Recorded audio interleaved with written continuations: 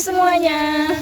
Perkenalkan, kami dari kelompok 8. Jadi di sini kami akan membuat video untuk menyelesaikan tugas UAS mata kuliah Manajemen Keuangan. Sebelumnya perkenalkan, nama saya Busnadia Syakira.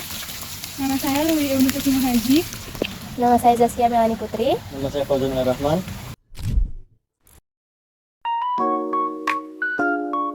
Perusahaan bisa memilih antara membagikan dividen lebih besar atau menahan laba untuk ekspansi. Membagikan dividen menunjukkan keuangan sehat, menarik investor, dan meningkatkan kepercayaan pasar. Namun, hal ini mengurangi dana untuk investasi dan bisa menghambat pertumbuhan. Sementara itu, menahan laba dapat memperkuat modal, mendukung investasi dan mendorong pertumbuhan jangka panjang, tetapi berisiko mengecewakan investor karena dividen yang kecil. Jadi, kita bisa mengambil keputusan jika perusahaan sedang fokus tumbuh dan berekspansi, maka menahan laba adalah pilihan yang bijak karena mendukung investasi dan pengembangan usaha. Namun, jika perusahaan sudah stabil dan ingin menjaga kepuasan investor, maka memberikan dividen yang lebih besar bisa menjadi strategi yang lebih tepat. Menjawab pertanyaan nomor 2, untuk membantu menurunkan biaya modal yaitu Weighted Average Cost of Capital atau WACC dan untuk meningkatkan nilai perusahaan, itu dapat dilakukan dengan menambah proporsi utang dan ekuitas. Yang kita ketahui saat ini kondisi keuangan perusahaan itu 67% ekuitas dan 33% utang. Jadi dengan menambah proporsi utang itu dapat mengganti ekuitas yang lebih mahal dengan utang yang lebih rendah, sehingga akan menurunkan WACC tadi.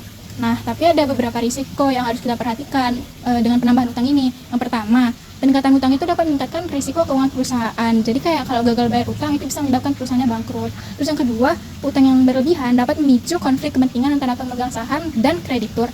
Dan yang ketiga, utang yang berlebihan dapat menyebabkan penurunan peringkat kredit yang akan meningkatkan biaya pinjaman di masa depan. Jawab pertanyaan nomor 3. Strategi apa yang harus dilakukan perusahaan agar risiko keuangan tetap terkendali? Yang pertama yaitu memastikan rasio utang sehat dan terukur. Utang tidak boleh melebihi kapasitas pembayaran. Idealnya, tingkat utang disesuaikan agar cicilan bunga dan pokok tidak melebihi 35% dari pendapatan perusahaan untuk menjaga interest coverage ratio tetap aman. Yang kedua yaitu pendanaan utang dengan suku bunga yang rendah dan jangka panjang. Perusahaan memilih sumber utang dengan suku bunga yang rendah, kompetitif, dan tenor yang cukup panjang, agar cicilan bulanan tidak membebani arus kas atau likuiditas, sehingga mengurangi risiko likuiditas perusahaan. Yang ketiga yaitu menjaga kestabilan pendapatan agar pembayaran utang bisa lebih cepat, mengurangi biaya operasional yang tidak perlu, dan mengembangkan produk atau layanan baru untuk memperkuat alur kas dan mengelola utang. Yang keempat yaitu memantau rasio keuangan secara berkala, seperti debt to equity ratio, interest coverage ratio, dan likuiditas secara rutin untuk mengevaluasi kinerja utang dan mengambil tindakan. Yang terakhir yaitu mengelola utang untuk investasi produktif. Perusahaan menggunakan utang untuk investasi yang menghasilkan keuntungan dan meningkatkan arus kas. Dan perusahaan menghindari penggunaan utang untuk biaya operasional rutin atau kerugian.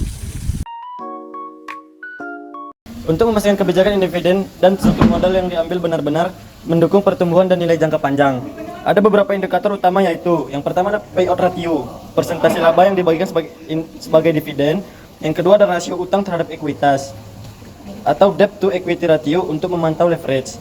Yang ketiga ada weighted average cost of capital atau WACC, menilai biaya modal keseluruhan. Yang keempat ada interest coverage ratio untuk kemampuan membayar bunga utang.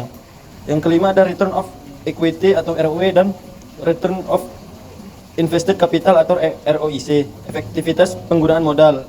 Yang keenam ada pertumbuhan laba dan arus kas operasional, menilai kesehatan keuangan. Dan yang terakhir ada reaksi pasar dan harga saham sebagai indikator sentimen investor.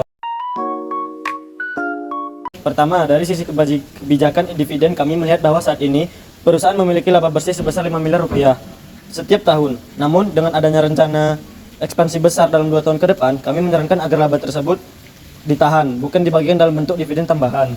Keputusan ini bertujuan agar perusahaan dapat mendanai ekspansi dari dana internal tanpa harus menambah utang ataupun menerbitkan saham baru.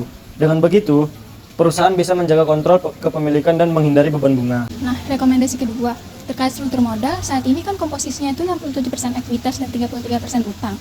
Ini adalah struktur yang relatif sehat dan konservatif, namun sedikit peningkatan pada proporsi utang masih bisa dipertimbangkan, karena akan membantu menurunkan biaya modal keseluruhan, itu saja.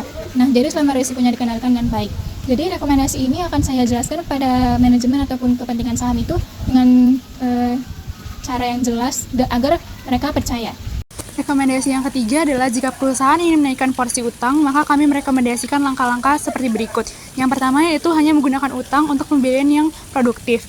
Yang kedua, menjaga rasio pelunasan utang tetap sehat. Yang ketiga, mendiversifikasi sumber pendanaan. Yang keempat, menjaga arus kas positif di setiap periodenya. Indikator yang kami sarankan untuk terus dipantau meliputi return on equity, return on investment, debt to equity ratio, serta free cash flow. Indikator-indikator ini sangat penting untuk memastikan kebijakan yang diambil tetap mendukung pertumbuhan jangka panjang dan nilai perusahaan. Terakhir, kami ingin menyampaikan bahwa semua rekomendasi ini kami buat berdasarkan proyeksi keuangan dan prinsip kehati-hatian. Untuk memudahkan pemahaman, kami juga menyiapkan visual berupa grafik perbandingan dua skenario jika laba ditahan dan jika laba dibagikan. Kami siap berdiskusi lebih lanjut mengenai skenario yang paling sesuai dengan visi dan rencana jangka panjang perusahaan.